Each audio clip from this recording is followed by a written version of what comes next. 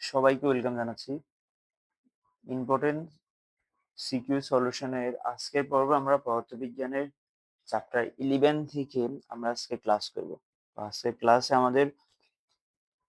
আমরা চ্যাপ্টার 11 এর একটা খুবই গুরুত্বপূর্ণ সিকিউ নিয়েছি, এটা আমরা সমাধান করব। এই কোশ্চেনটা তোমাদের বোর্ড পরীক্ষা আসার মতো। আমাদের আজকের পর্ব হচ্ছে 8। এই নিয়ে আমরা টোটাল 7টা ক্লাস করেছি।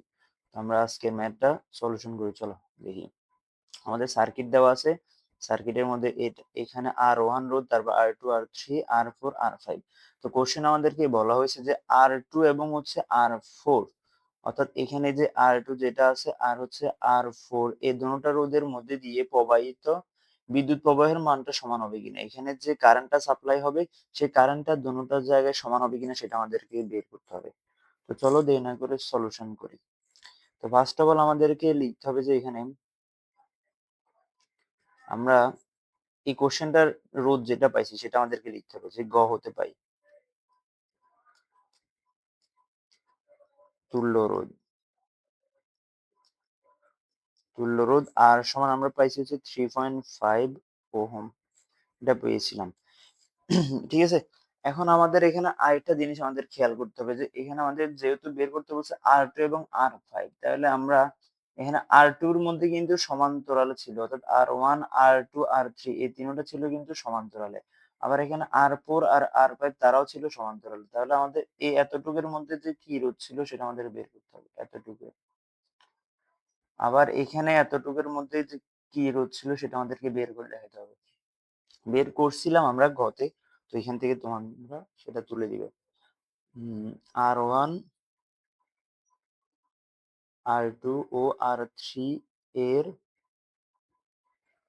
তুল্য রোধ মানে হচ্ছে এখানে টোটাল যে রোধটা আর কি, Rp সমান সমান আমরা পেয়েছিলাম 1.5 ওহম।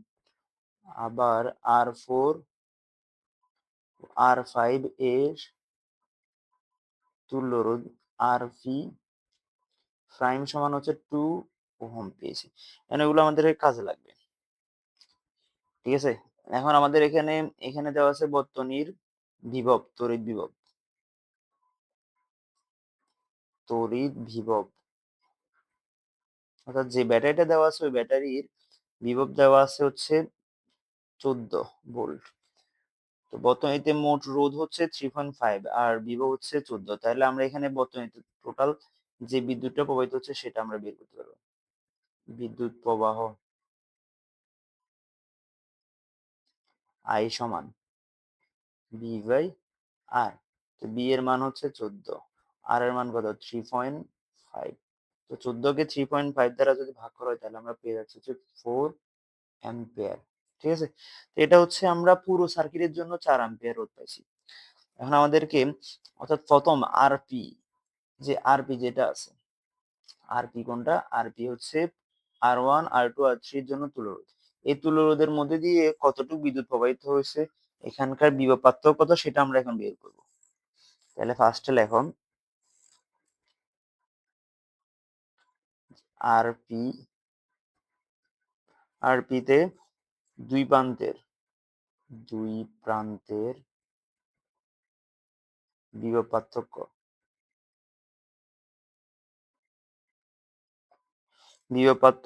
B1 সমান, এখানে এটাকে আমরা B1 দ্বারা প্রকাশ করতে পারি I আর সি। তাহলে I এর মান হচ্ছে 4 আর RP এর মান 1.5। তাহলে দুটোটাকে আমরা গুণ করলে এখানে 6 ভোল্ট পাচ্ছি, 6 ভোল্ট, 6 ভোল্ট। এরপরে এখন তাহলে আমরা R2 এর মধ্যে বের করতে পারি যে R2 এর মধ্যে প্রবাহিত বিদ্যুৎ প্রবাহের মান,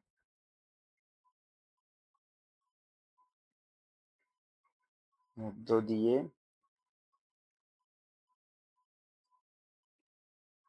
প্রবাহিত তড়িৎ প্রবাহ।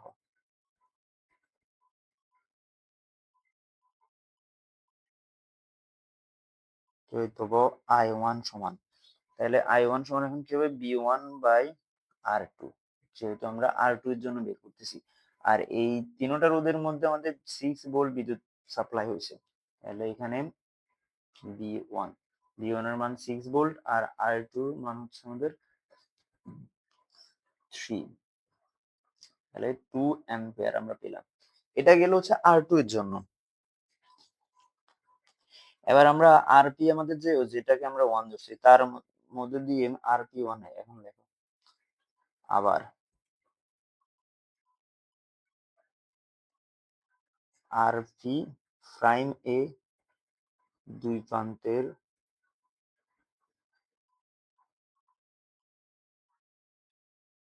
বিভব পার্থক্য B2 সমান সমান এখানে আমরা আই আর পি প্রাইম লিখতে পারি। আই এর মান হচ্ছে 4, তারপর আর পি এর মান হচ্ছে 2, তাহলে হচ্ছে 8 অ্যাম্পিয়ার, 8 ভোল্ট, সরি 8 ভোল্ট। তাহলে আমাদের কি বলছে R4 এর মধ্যে দিয়ে তড়িৎ প্রবাহ। এখন লেখো R4 এর মধ্যে দিয়ে তড়িৎ প্রবাহ,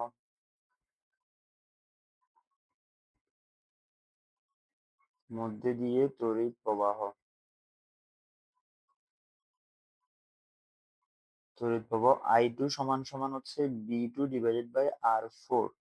তো B2 এর মান হচ্ছে 8 আর R4 এর মান হচ্ছে 3। তাহলে আমরা এখান থেকে ক্যালকুলেশন করে মান যেটা পাচ্ছি সেটা হচ্ছে